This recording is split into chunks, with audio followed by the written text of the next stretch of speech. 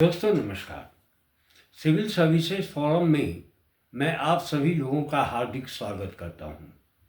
Good morning, good afternoon, good evening, good night के साथ ही मैं आप लोगों के बीच में जो लंबे समय से शॉर्ट वीडियो आप लोगों के लिए तैयार कर रहा था, उससे अलग हटते हुए बाबा साहब भीमराव अंबेडकर, जिसे आधुनिक भारतीय समाज, इतिहास, समाजशास्त्र, समाज विज्ञान या सामाजिकी और आर्थिकी जगत का एक महान चिंतक के रूप में देखा जाए तो किसी प्रकार की अतिशयोक्ति नहीं होगी। दोस्तों, बाबा भीमराव अंबेडकर ने भारतीय परंपरा, भारतीय परंपरागत कुरीतियों के विरुद्ध आवाज़ उठाते रहे। जो आवाज़ जो है ऋग वैदिक काल से लेकर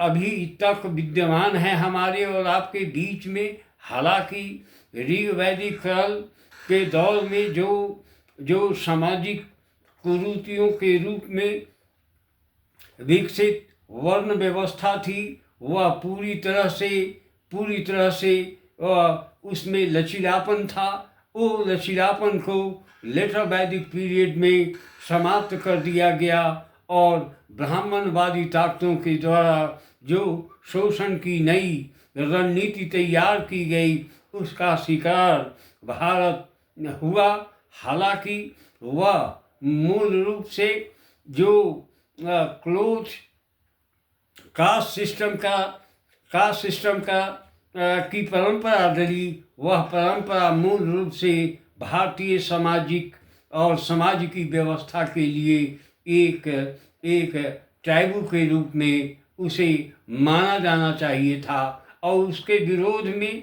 समय समय पर 6th सेंचुरी BC से लेकर वर्तमान काल तक आवाज़ उठती रही। लेकिन जाति व्यवस्था की मूलता जो है वर्ण व्यवस्था पर थी, जिसके कारण यह सामाजिक व्यवस्था जो है समाप्त नहीं हो सकी। और न मैं नहीं समझता कि भविष्य इसका क्या है, क्योंकि समाजशास्त्र के छात्र के नाते मैं भविष्यवाणी जाति व्यवस्था की कर नहीं सकता।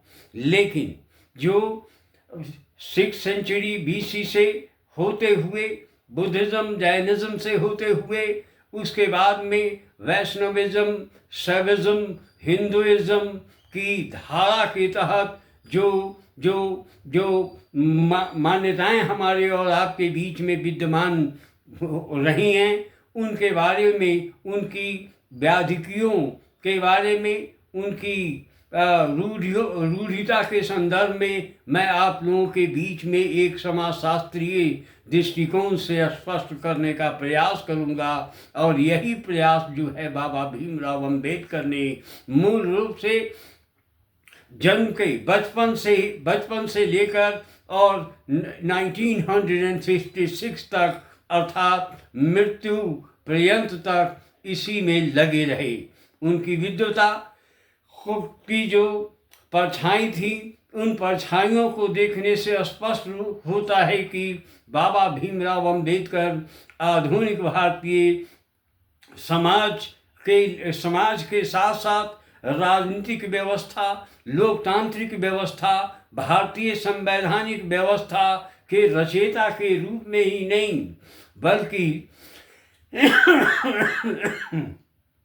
एक मूल चिंतक के रूप में स्पष्ट किया जा सकता है, जिसे मैंने और समाजशास्त्र के परिक्षेत्र में उन्हें सबाल्टर्न थ्योरेटिकल पैराडाइम के सबसे बड़े मूर्धन्य व्यक्तित्व के रूप में, समाज चिंतक के रूप में उन्हें स्पष्ट किया गया है।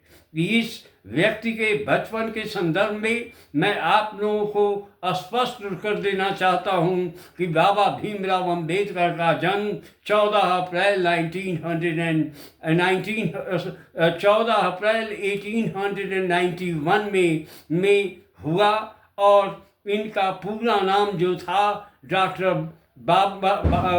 पूरा नाम जो है भीमराव रामजी अम्बेडकर है, और उनके पूर्वज अम्बे बड़े नामक छोटे गांव में रहते थे, जो महाराष्ट्र के रत्नागिरी जिले के मंडनगंज तहसील में यह स्थित था, और इनकी मृत्यु जो है दिल्ली में 6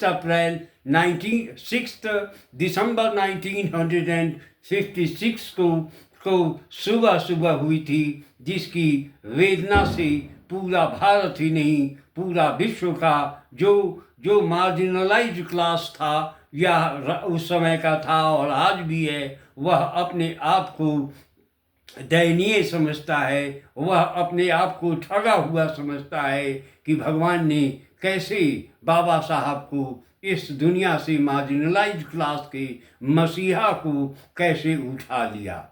मूल रूप से इनका बचपन गांव में ही बीता, और इनके माता पिता जो थे वे, और इनका माता पिता के साथ ही इनका परिवार, उनके पूर्वज में खास करके के दादा और पिता दोनों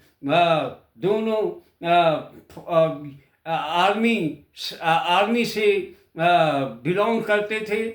आर्मी संस्कार उनके यहाँ था, इसलिए वे बड़े डिसिप्लिन्ड व्यक्तित्व उनका रहा है। इन सारी चिंताओं इन सारी बातों पर मैं आप लोगों के बीच में चर्चा करना चाहता हूँ। बचपन में जो इनका जन्म जिस जाति में हुआ था, वह जाति जो है महार जाति थी, जिसकी सबसे बड़ी विशेषता थी, जिसकी परंपरा थी बहादुरी की, ईमानदारी की और पराक्रम की। इन सभी शक्तियों से, इन सारे तंत्रों से अम्बेडकर साहब भी जुड़े रहे, और भीमराव के दादा मालोजी ब्रिटिश सरकार में फौजी थे। फौज में मूल रूप से वे हवलदार ही थे, और फौजियों के बच्चों को पढ़ने के लिए उस समय स्कूल होते थे, फौजी स्कूल होते थे। उसी स्कूल में बाबा साहब भीमराव अम्बेडकर का दाखिला हुआ, और उनकी पहली शिक्षा दीक्षा वहाँ से आरंभ हुई। उसी स्कूल में, उसी फौजी स्कूल में उनके पिता भी हेडमास्टर थे और डिसिप्लिन के उतने ही पक्के थे। उसी दौर में इनके पिता की मुलाकात जो है एक व्यक्ति से होती है, जिसका नाम लक्ष्मण मुरबाडकर थी, जिन्होंने अपनी पत्नी अपनी पुत्री भीमाबाई का विवाह अम्बेडकर से कर दिया, और उसी की संतान जो हैं बाबा साहब भीमराव अम्बेडकर हुए।